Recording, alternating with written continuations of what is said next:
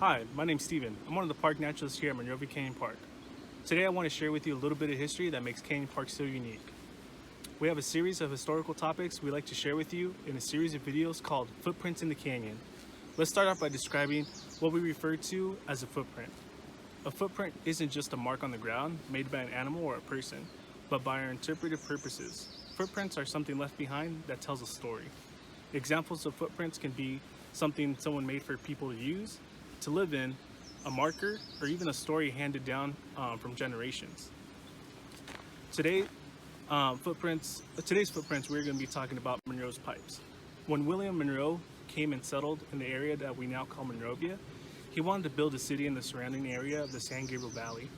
In the late 1800s, many people traveled to this region, but families were more inclined to find something permanent in the form of bigger local areas such as Los Angeles, Pasadena, Santa Monica, that had been adopted as incorporated cities in Southern California. Monroe saw Monrovia's landscape was unique due to the topography having multiple canyons on the smooth south-facing slopes of the Traverse Mountains. Some of these canyons are what we now call Saw Pit, Clamshell, and Monroe Canyon.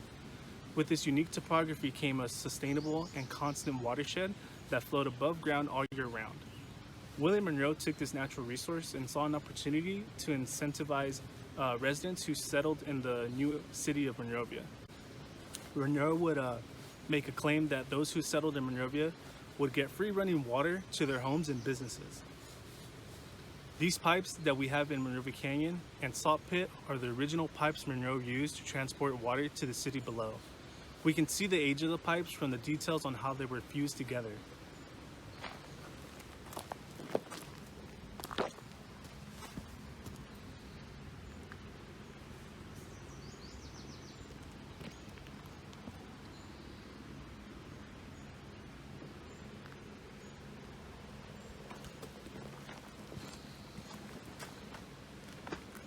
These pipes were not welded together, but held by rivets.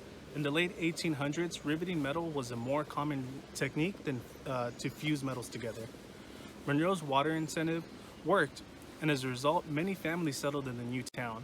Due to the expansion and growth of the new town, in the 1887, Monrovia became an official city, making it the fourth incorporated city in Los Angeles County, and William Monroe became the first mayor of the city of Monrovia.